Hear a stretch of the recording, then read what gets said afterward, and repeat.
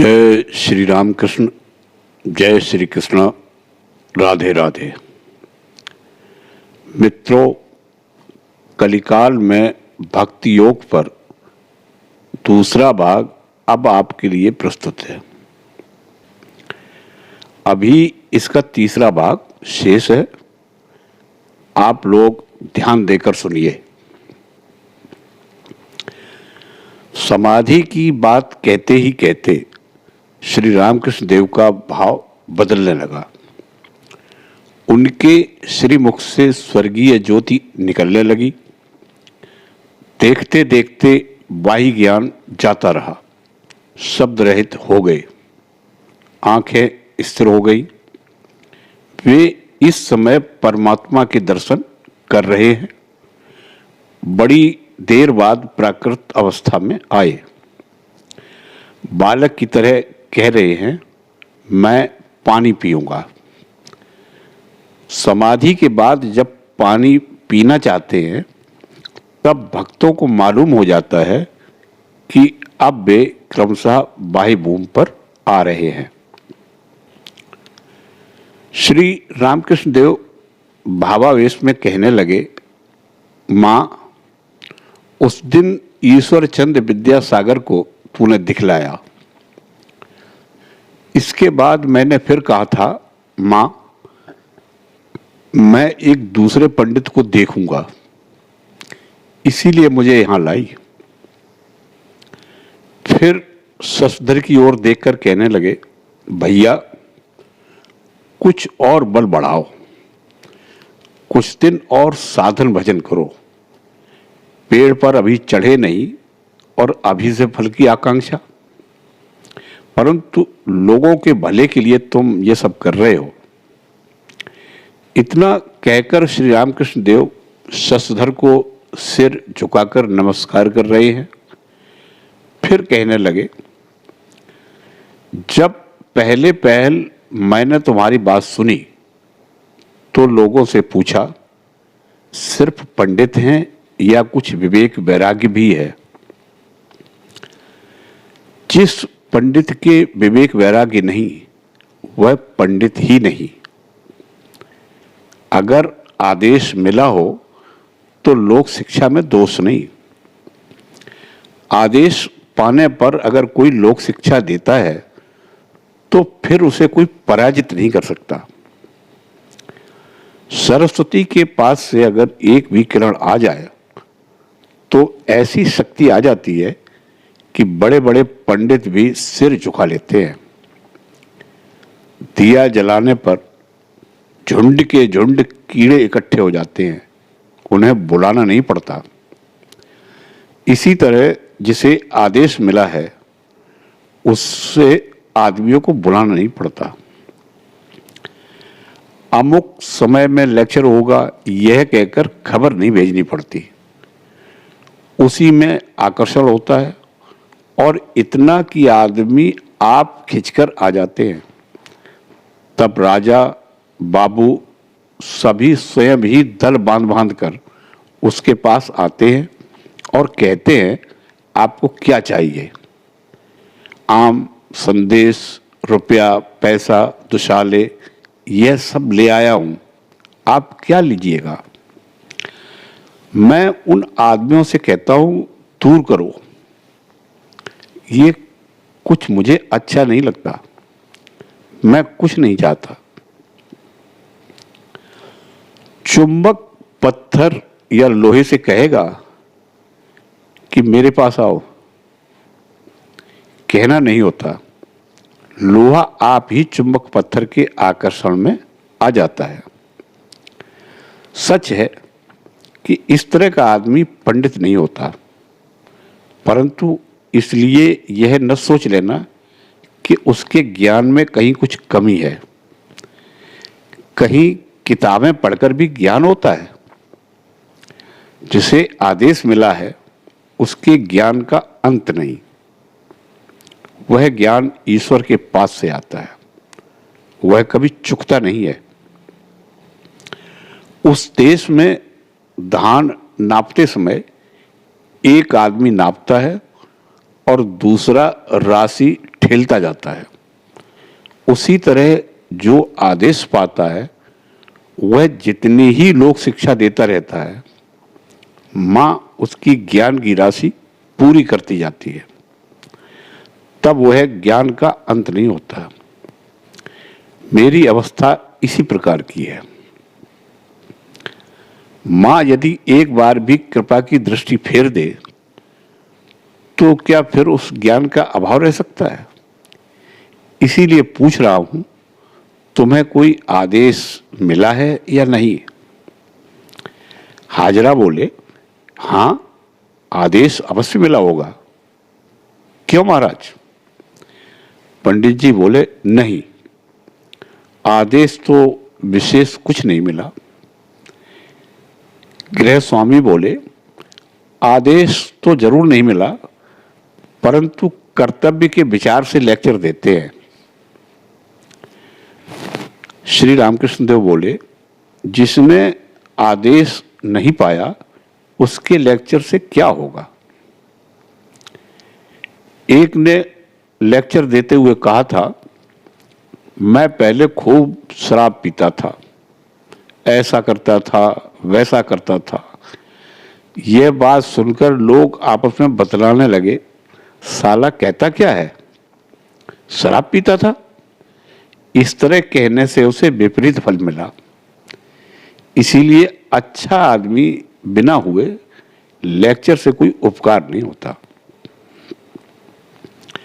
बरिसाल निवासी किसी सरकारी अफसर ने कहा था, महाराज आप प्रचार करना शुरू कर दीजिए। तो मैं भी कमर कसूं। मैंने कहा, अजी एक कहानी सुनो।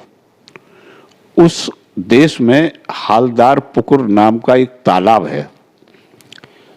जितने आदमी थे सब उसके किनारे पर दिशा फराकत को जाते थे।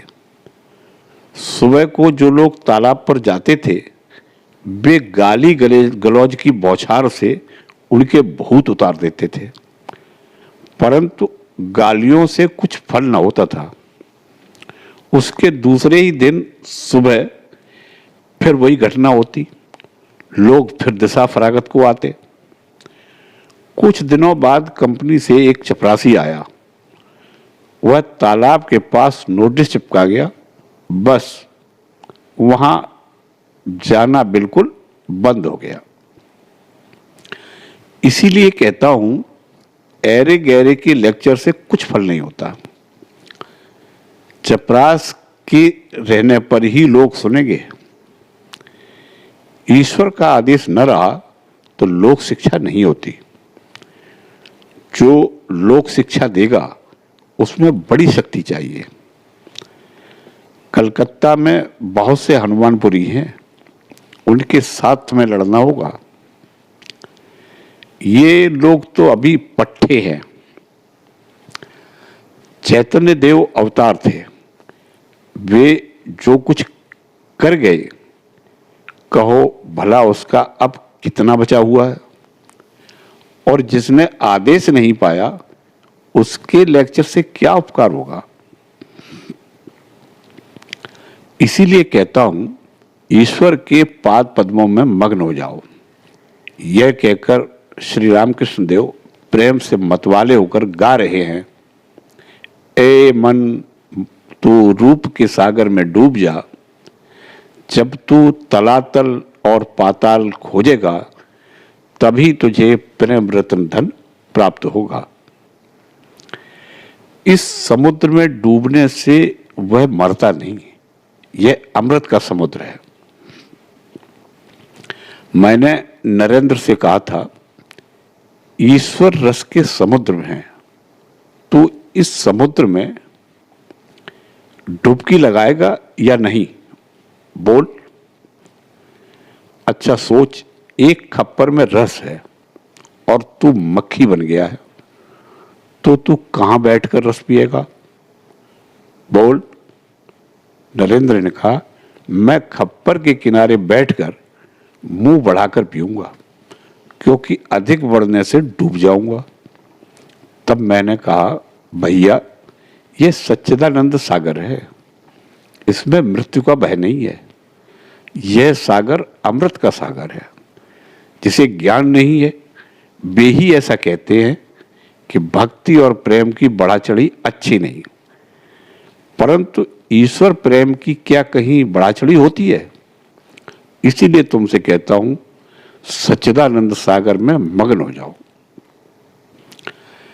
ईश्वर लाभ हो जाने पर फिर क्या चिंता? तब आदेश भी होता होगा और लोक शिक्षा भी होगी। श्री रामकृष्ण देव बोले, देखो, अमृत समुद्र में जाने के अनंत मार्ग हैं। किसी तरह इस सागर में पड़े कि बस हुआ। सोचो, अमृत का एक कुंड है, किसी तरह मुंह में उस अमृत के पड़ने से ही अमर होते हो। तो चाहे तुम खुद कूद कर उसमें गिरो या सीढ़ियों से धीरे धीरे उतर कर कुछ पियो या कोई दूसरा धक्का मार कर तुम्हें उस कुंड में डाल दे, फल एक ही है। अमृत का कुछ स्वाद लेने से ही अमर हो जाओगे। मार्ग अनंत है। ज्ञान, कर्म, भक्ति, चाहे जिस मार्ग से जाओ, आंतरिक होने पर ईश्वर को अवश्य प्राप्त करोगे। संक्षेप में योग 3 प्रकार के हैं: ज्ञान योग, कर्म योग और भक्ति योग। ज्ञान योग में ज्ञानी ब्रह्म को जानना चाहता है, नेति नेति विचार करता है, ब्रह्म सत्य और संसार मिथ्या है यह विचार करता है। विचार की समाप्ति जहां है वहां समाधि होती है, ब्रह्म ज्ञान प्राप्त होता है। कर्म योग है कर्म करके ईश्वर पर मन लगाए रखना। अनासक्त होकर प्राणायाम, ध्यान, धारणा आदि कर्म योग है। संसारी अगर अनासक्त होकर ईश्वर को फल समर्पित कर दे, उन पर भक्ति रखकर संसार का कर्म करे, तो वह भी कर्मयोग है। ईश्वर को फल का समर्पण करके पूजा, जप आदि कर्म करना, यह भी कर्मयोग है। ईश्वर लाभ करना ही कर्मयोग का उद्देश्य है। भक्ति योग है ईश्वर के नाम गुणों का कीर्तन करके उन पर पूरा मन लगाना। कलिकाल के लिए भक्ति योग का मार्ग सीधा है, योग धर्म भी यही है। कर्म योग बड़ा कठिन है। पहले ही कहा जा चुका है कि समय कहाँ है। शास्त्रों में जो सब कर्म करने के लिए कहा है उसका समय कहाँ है। कलिकाल में इधर आयु कम है, उस पर अनासक्त होकर फल की कामना न करके कर्म करना बड़ा कठिन है। ईश्वर को बिना पाए कोई अनासक्त नहीं हो सकता। तुम नहीं जानते, परंतु कहीं न कहीं से आसक्ति आ ही जाती है। ज्ञान योग भी इस युग के लिए बड़ा कठिन है। एक तो जीवों के प्राण अन्नगत हो रहे हैं, जिस पर आयु भी कम है। उधर देह बुद्धि किसी तरह जाती नहीं, और देह बुद्धि के गए बिना ज्ञान होने का नहीं। ज्ञानी कहता है, मैं ही वह प्रभु हूं, न मैं शरीर हूं, न भूख हूं, न तृष्णा हूं, न रोग हूं, न शोक हूं, जन्म मृत्यु सुख दुख इन सब से परे हूं। यदि रोग, शोक, दुख, सुख इन सब का बोध रहा तो तुम फिर ज्ञानी कैसे हो सकोगे। इधर हाथ कांटों से छिद रहे हैं, धर धर खून बह रहा है, खूब पीड़ा होती है, फिर भी कहता है कहां, हाथ तो कटा ही नहीं, मेरा क्या हुआ। इसीलिए इस युग में भक्ति योग है।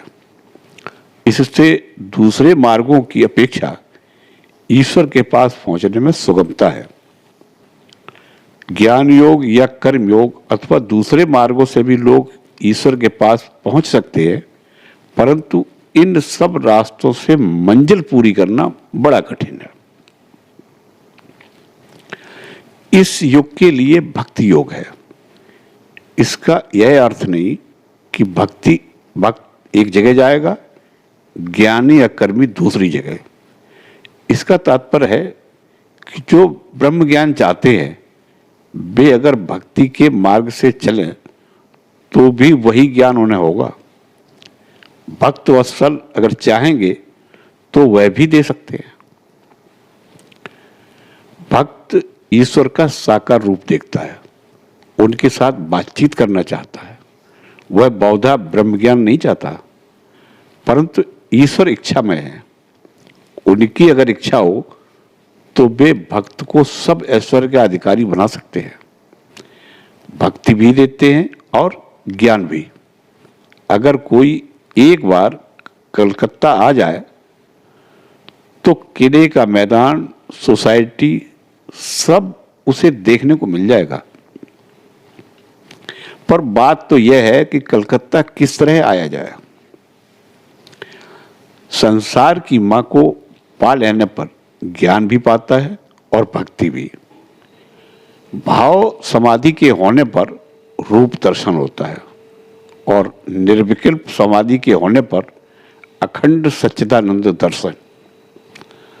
तब अहम नाम और रूप नहीं रह जाते। भक्त कहता है, मां, सकाम कर्मों से मुझे बड़ा भय लगता है। उस कर्म में कामना है, उस कर्म को करने से फल भोगना ही पड़ेगा। तिस पर अनासक्त कर्म करना बड़ा कठिन है।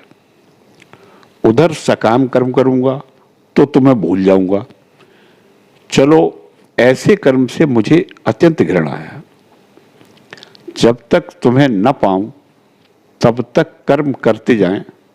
जितना रह जाएगा उतने को अनासक्त होकर कर सकूं, उसके साथ तुम पर मेरी भक्ति भी बढ़ती जाए। और जब तक तुम्हें न पा जाऊं तब तक किसी नए कर्म में न फंसूं। जब तुम स्वयं कोई आज्ञा दोगी तब काम करूंगा, अन्यथा नहीं। कलिकाल में भक्ति योग का दूसरा भाग समाप्त हुआ। तीसरा भाग अगले वीडियो में। धर्म संबंधी नई नई जानकारी पाने के लिए अपने चैनल नई रोशनी को लाइक एवं सब्सक्राइब अवश्य करें। आप सभी का कल्याण हो। जय श्री रामकृष्ण, जय श्री कृष्ण।